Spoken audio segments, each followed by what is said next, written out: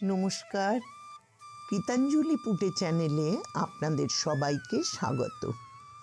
আজ আমরা এসেছি দক্ষিণ ২৪ পরগনার জয়নগরে। যদিও জয়নগর নামের সঙ্গে আমরা পরিচিত এখানকার বিখ্যাত মোয়ার জন্য, কিন্তু এছাড়াও এখানে অনেক দেবদেবীর প্রাচীন মন্দির ছড়িয়ে রয়েছে, যে কারণে জয়নগর বিখ্যাত। বহু শত বছর ধরে এখানে সেই সব মন্দিরগুলিতে পূজাপাঠ ও বিভিন্ন উৎসব আজও প্রাচীন রীতি মেনে হয়ে থাকে। এরকমই একটি পুরানো মন্দির যেটি আপনাদের দেখাবো এখানকার গঞ্জের মোড়ের কাছে অবস্থিত। এটি হলো রাধাবল্লভ জিউয়ের মন্দির। প্রতি বছর পয়লা বৈশাখের দিনে এই মন্দির ও মন্দির চত্বরে গোষ্ঠ উৎসব পালিত হয়। আসলে গোষ্ঠলীলা ভগবান শ্রীকৃষ্ণের একটি বাল্যলীলা। ভাগবতে রয়েছে বালক কৃষ্ণ তার বাল্যকালে বন্ধুদের সঙ্গে গরু চড়াতে মাঠে যেতেন। সেখানে তিনি তাদের সঙ্গে হাসি খেলা নানা রকম মজা হুটোপুটি করতেন। সকলের বাড়ির পাঠানো খাবার একসঙ্গে ভাগ করে খেতেন, আর সন্ধ্যার আগে আবার সব গরু বাছুরদের নিয়ে যে যার বাড়িতে ফিরে আসতেন। এটাই ছিল গোষ্ঠ। এখানে এই অনুষ্ঠানটি গোষ্ঠের রূপক হিসাবে মহা সমারোহে অনুষ্ঠিত হয়।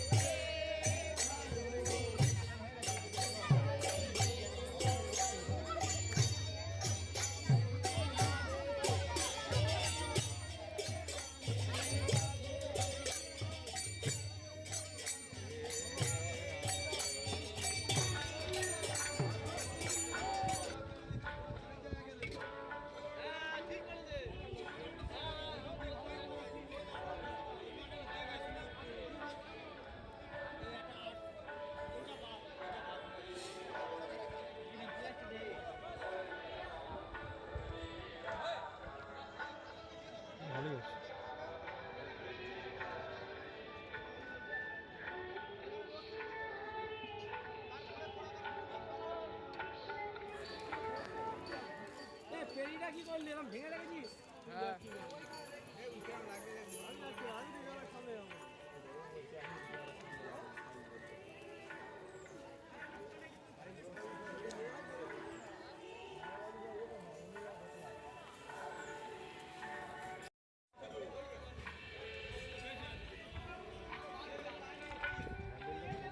মন্দিরটি থেকে এবার আমরা জয়নগরেরই অন্তর্গত দুর্গাপুরে আরেকটি মন্দিরে যাব। সেখানেও উৎসবের আয়োজন চলছে, সঙ্গে থাকুন।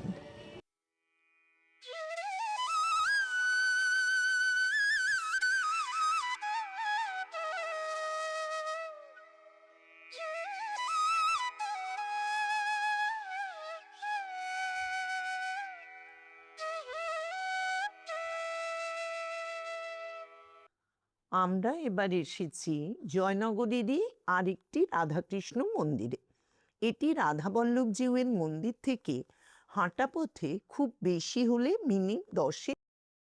এখানে বিগ্রহের নাম রাধা শ্যামসুন্দর জিউ।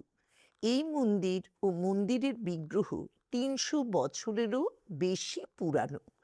এখানে রাধা শ্যামসুন্দর বিগ্রহ ছাড়াও আছে শ্রী শ্রী শ্যামাকালী, গ্রহরাজ ও শিব পার্বতী এবং রাম সীতা লক্ষ্মণ হনুমানজির বিগ্রহ।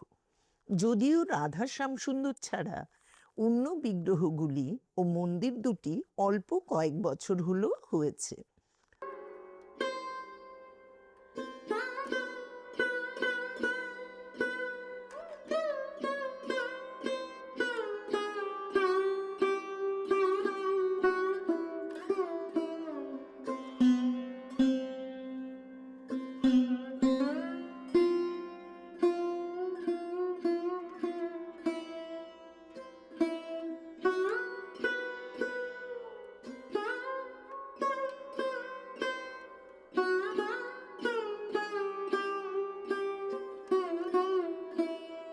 আজ গোষ্ঠীর দিনে এখানে সকাল থেকে শ্যামসুন্দর ও রাধারানীর বিশেষ পূজা, ভোগ, আরতি হওয়ার পর ভক্তরা প্রসাদ পান। তারপর সারা দুপুর ধরে বিগ্রহ দুটিকে নূতন বস্ত্র ও বহু সোনা রূপার অলঙ্কার ও ফুলমালা দিয়ে সাজিয়ে তোলা হয়। একটি বড় কাঠের দোলনায় চাপিয়ে ভক্তরা শ্যামসুন্দর রাধারানীকে নিয়ে কীর্তন করতে করতে পুরো জয়নগর পরিক্রমা করতে বেরিয়ে পড়েন। যেতে যেতে বিগ্রহদের মাঝে মাঝে নাচানো হয়। সোনার নূপুর রাঙা পায়, শ্যামসুন্দর গোষ্ঠে যায়, নেচে নেচে গোষ্ঠে যায়। এই ছড়াটি সুর করে গাইতে গাইতে ও আনন্দ করতে করতে বিগ্রহ নিয়ে ভক্তরা পরিক্রমা করেন। বৃন্দাবনে শ্রীকৃষ্ণের গোষ্ঠলীলায় তাঁর সখা বা বন্ধুরা যেমন গোষ্ঠে যাওয়ার সময় শিঙা বাজিয়ে বলরাম কৃষ্ণকে ডেকে আনতেন এবং তারপর কৃষ্ণ আবার বাঁশি বাজিয়ে অন্যান্য বন্ধুদের গোষ্ঠে ডেকে আনতেন, এখানে সেই কাজটি করেন যেন শ্যামসুন্দর। তিনি পুরো জয়নগর ঘুরে সব মন্দির ও বাড়ির বিগ্রহদের ডাক দেন রাধাবল্লভতলায় দোলমঞ্চে গোষ্ঠ উৎসবে আসবার জন্য। আর সেই সব বিগ্রহগুলি নিয়ে ভক্তরা রাধাবল্লভতলার দোলমঞ্চে সমবেত হন। সবার শেষে আসেন শ্যামসুন্দর। তারপর রাতে সব বিগ্রহদের পূজা, ভোগ নিবেদন, আরতি প্রভৃতি করা হয়। সবশেষে বিগ্রহগুলি যে যেখানে থাকেন সেখানে ফিরে যান। গোষ্ঠীর দিনের 4 দিন পরে রাধা শ্যামসুন্দরজিউ মন্দিরে আবার প্রায় একই রকম একটি উৎসব হয়। একে ফিরতি গোষ্ঠ বলে। সেদিনও জয়নগরের বহু রাধাকৃষ্ণ ও গোপাল বিগ্রহ এই মন্দিরে এসে সমবেত হয়।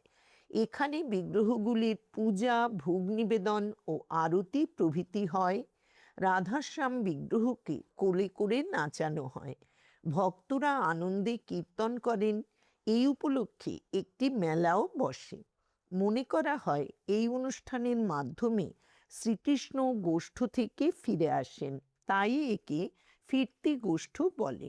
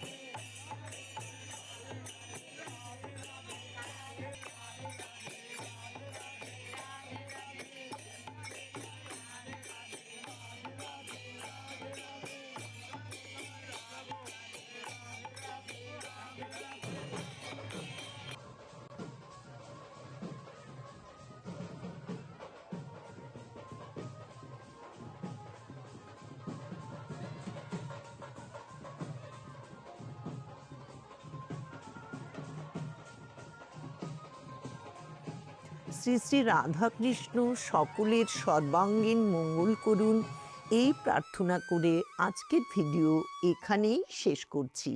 আপনাদের যদি ভিডিওটি ভালো লাগে, লাইক, শেয়ার ও চ্যানেলটি সাবস্ক্রাইব করবার অনুরোধ রইল। জয় রাধাবল্লভ, জয় শ্যামসুন্দর। নমস্কার।